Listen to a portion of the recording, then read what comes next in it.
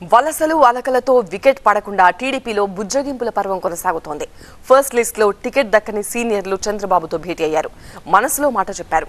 మరి టికెట్ పై వాళ్లకు హామీ దొరికిందా?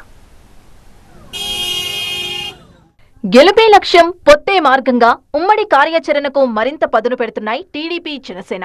అభ్యర్థుల ఎంపిక, ఉమ్మడి మేనిఫెస్టో, బీజేపీతో పొత్తుపై ఫోకస్ పెట్టారు చంద్రబాబు, పవన్. గంటన్నర పాటు చర్చలు కూడా జరిపారు. మరోవైపు వలసలు అలకలపై టీడీపీ హైకమాండ్ దృష్టి సారించింది. ఫస్ట్ లిస్ట్ లో చోటు దక్కని నేతలు, టికెట్ ఆశావహులు చంద్రబాబు నివాసానికి క్యూ కట్టారు.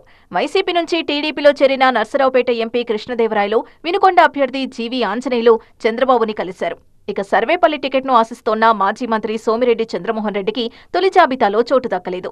అసంతృప్తిగా ఉన్నారనే క్రమంలో ఆయన్ని ఉండవల్లికి పిలిచి మాట్లాడారు చంద్రబాబు. రెండో లిస్టులో టికెట్ పక్కా అని సోమిరెడ్డికి హామీ ఇచ్చారని తెలుస్తోంది.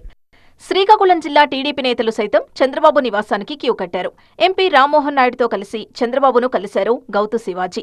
తన కూతురు గౌతు శిరీషకు పలాస టికెట్నివ్వాలని కోరారాయన. పిందుర్తి టికెట్పై నమ్మకం పెట్టుకున్న బండారు సత్యనారాయణ, ఎచ్చెర్ల టికెట్ ఆశిస్తోన్న కళా వెంకట్రావు అధినేత చంద్రబాబును కలిసి మాట్లాడారు. సెకండ్ లిస్టులో తనకు టికెట్ వస్తుందనే ధీమా వ్యక్తం చేశారు కళా వెంకట్రావు.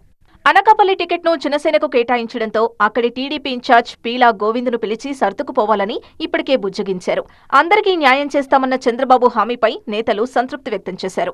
పెదకూరపాడులో మాజీ ఎమ్మెల్యే కొమ్మాలపాటి శ్రీధర్, భాష్యం ప్రవీణ్ కుమార్ ఇద్దరూ టీడీపీ టికెట్ ని ఆశిస్తున్నారు. ఇద్దరూ అధినేత చంద్రబాబు నిర్ణయమే తమకు ఫైనల్ అన్నారు. అటు రాజమండ్రి టికెట్ను కందుల దుర్గేష్ కు కేటాయించాలని జనసేన నేతలు డిమాండ్ చేస్తున్నారు.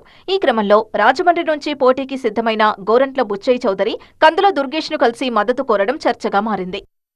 ఫస్ట్ లిస్ట్ లో టికెట్ దక్కని సీనియర్లు చంద్రబాబును కలిసి తరువాత సంతృప్తి వ్యక్తం చేశారు. సెకండ్ లిస్ట్ లో ఖాయమని కొందరికి బాబు హామీ ఇచ్చినట్టు తెలుస్తోంది. ఇక మరికొందరికి కీలక పదవులు ఇవ్వడం సహా సరైన ప్రాధాన్యం కల్పిస్తామనే భరోసాతో బుజ్జగించినట్టు సమాచారం.